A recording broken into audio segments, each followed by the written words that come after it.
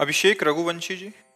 महाराज जी, हमारी वैदिक परंपरा रही है कि हम तुलसी जी की माला से नाम जप करें। गुरुदेव भगवान, आज के समय बहुत सारे लोग नाम जप करने के लिए काउंटिंग मशीन, काउंटर या अन्य किसी माध्यम से नाम जप करते हैं। क्या इससे देखो, पुण्य मिलेगा? हमारा पुण्य क्या, उसको भगवत प्राप्ति हो जाएगी।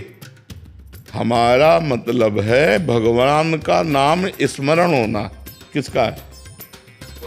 भगवान। तो अब वो काउंटर चल रहा है, राम राम राम राम राम राम राम, तो काउंटर से भगवत प्राप्ति नहीं होगी, नाम से होगी। माला से भगवत प्राप्ति थोड़ी होती है। माला फेरत जुग गया, फिरा न मन का फेर, कर का मन का डाल दे, मन का फेर। यदि हम राम राम जप रहे, कृष्ण कृष्ण जप रहे, तो काउंटर एक निमित्त बना। भगवान सच्चिदानंद का सच्चिदानंद नाम स्मरण होने से निश्चित भगवत प्राप्ति हो। खूब जपो, खूब जपो, जैसे बने वैसे जपो, बस जपो, भगवान का स्मरण करो, यही तुम्हें बचाएगा। नहीं, घोर कलिकाल का ऐसा प्रभाव है कि सब पतन के मार्ग में जा रहे हैं। शराब पीना, मांस खाना, व्यभिचार करना, नशा करना, बस यही दिमागों में छाया हुआ है। सत्य मार्ग पर चलने के लिए एकमात्र गरज रहा है भगवान का नाम। कलयुग केवल नाम आधार। अगर नाम चल रहा है बचा लेगा तुम्हें, पकड़ लो। नाम नहीं चल रहा तो बच नहीं पाओगे। सारे सिद्धांतों को मिटिया मेट करने की सामर्थ्य कलयुग में है, वो मिटा देगा, पक्का मिटा देगा। उसकी ऐसी बातें हैं कि वो तुमसे पाप भी करवाएगा और आपको ये भी साबित कर देगा कि आप धर्मात्मा हो, चिंता मत करो। कलयुग बहुत गिराने वाला है। और नाम जब करोगे तो थोड़ी भी गलती तुम बर्दाश्त नहीं करोगे, तुम्हारा हृदय जलने लगेगा और भगवान से रो के कहोगे, भगवान ये गलती दूर कर दो, मेरे अंदर है। नाम नाम, कलयुग में केवल नाम। अगर नाम में विश्वास हो जाए तो सब बात बन जाए। सबसे कठिन है नाम में विश्वास होना। राम राम कहने को तो बहुत छोटा शब्द, लेकिन ये भगवान को भी अधीन कर लेता है। सुमिर पवन सुत पावन नामू, अपने बस करी राखे रामू। कहाँ कहाँ लगी नाम बड़ाई, राम न सकत नाम गुन गाई। स्वयं भगवान राम नाम की महिमा में असमर्थ पाए गए पूर्ण रूप से वर्णन करने में। ऐसे नाम को यदि हमें गुरु ने दे दिया तो राम कृष्ण हरि राधा जो नाम प्रिय लगे, खूब डट के जपो, देखो आनंद आएगा इस लोक में भी और परलोक में भी। इस लोक में सुख सुविधाओं की कमी नहीं रहेगी और परलोक में आपको भगवान का प्यार प्राप्त होगा। इसलिए खूब नाम जप करो, नाम परम धन है। सलभ सैनी जी। विजय दीक्षित जी, पन्ना से। महाराज जी, आप दोनों का एक जैसा ही प्रश्न था कि महाराज जी, पढ़ा है और सुना है कि प्रभु सरल हृदय वाले व्यक्ति को शीघ्र प्रसन्न होते हैं। महाराज जी, सरलता कैसे आए? महाराज जी कह रहे हैं सादगी, भोलापन, महाराज जी आ ही नहीं रहा है। भजन से आता है। हाँ, जितना हम भजन करेंगे, हमें लगता है कि हम बहुत तार्किक प्रवृत्ति के स्वभाव वाले थे, बहुत प्रवीण। अगर इतने प्रवीण की माया नहीं फंसा पाई तो मनुष्य फंसा ले, ऐसी बात क्या। बचपन से बाबा जी रहे, ज्ञानी मार्ग में रहे, बहुत तार्किक। हमारी श्रद्धा ऐसी नहीं थी कि आप कुछ बोलो हम श्रद्धा कर लें। जब तक हमारी कसौटी में नहीं कसोगे तब तक चाहे जितने बड़े ऊंचे सिंहासन पर बैठे हो, हमारी श्रद्धा नहीं होगी। ऐसे तार्किक। जब इस मार्ग में आए, भक्ति मार्ग में, सब खो गया। तर्क खो गया, बुद्धिमत्ता खो गई। अब तो जरा सी बात में बुद्धि लड़खड़ा के गिर जाती है और जो बोलो आप वही सही लगता है। ऐसे हम नहीं थे।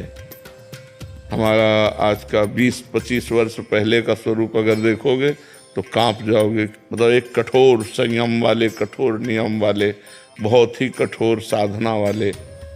आज सब बदल गया। ये उपासना और नाम जप से होता है। जैसी उपासना होती वैसे ही हृदय होता चला जाता है। भगवान को सरल स्वभाव न मन कुटिलाए, ये बहुत प्रिय लगता है। निर्मल जन मन सो मोहि पावा, मोहि कपट छल छिद्र न भावा। तो तभी होता है जब डट के भजन होता है। हम जैसे जैसे भजन करते हैं वैसा वैसा हमारा स्वभाव बदलता चला जाता है। इतना बदल जाता है कि लोग उसको देख के कहने लगते हैं तो भगवान है। भगवान का चिंतन करते करते वो भगवत स्वरूप हो जाता है। उसका स्वभाव दया में, करुणा में एकदम सरल सहज हो जाता है। ये भजन से होता है। अगर हम खूब भजन करें तो हमारा स्वभाव बदल जाएगा।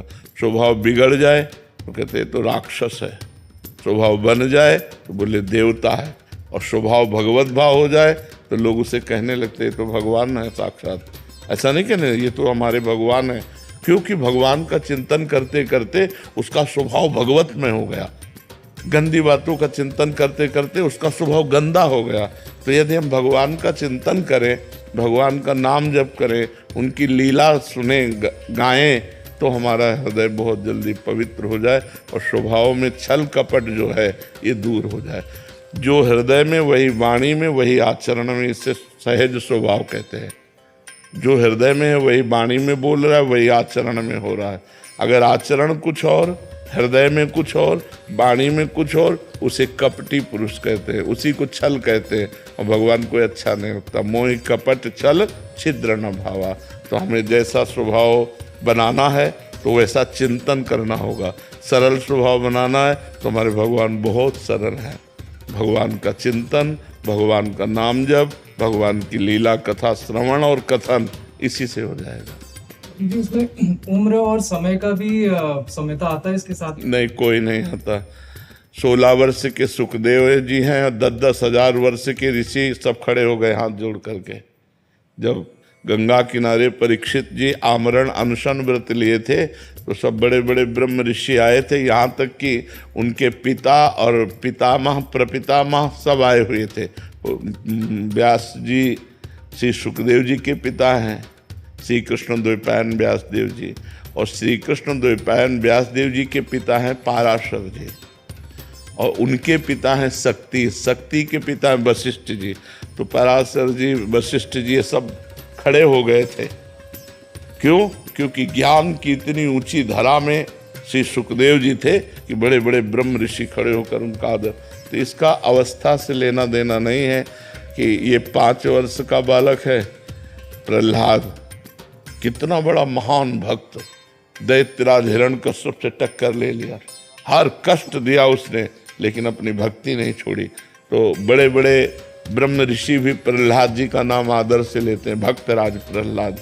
इसमें अवस्था का ये ज्ञान वृद्ध है, इसमें वयोवृद्ध की महानता नहीं है कि वो 50 वर्ष का है और वो 5 वर्ष का। हो सकता है 50 वर्ष वाला 5 वर्ष वाले की स्थिति को अभी छू भी नहीं पाया है, ऐसा होता है। तो ये साधना पूर्व जन्म कई जन्मों से चलती है ना, तो हो सकता है किसी की इतनी सुंदर साधना हो कि बाल्यावस्था से ही वो स्थित प्रज्ञ हो, और कोई अभी साधना शुरू किया है तो बालक है उसकी नज़र में। जैसे कोई 80 वर्ष का है, अब उसकी साधना अभी शुरू हुई है कि अभी तो काखा गागा नहीं आता परमार्थ का, और वो परमार्थ का शिक्षक हो चुका है, परमार्थ को 50 चुका है, अनुभव कर चुका है। तो इसमें अवस्था का नहीं होता, इसमें ज्ञान वृद्ध माना जाता है। ज्ञान वृद्ध, कौन ज्ञान में ज़्यादा है, अवस्था से इसका कोई लेना देना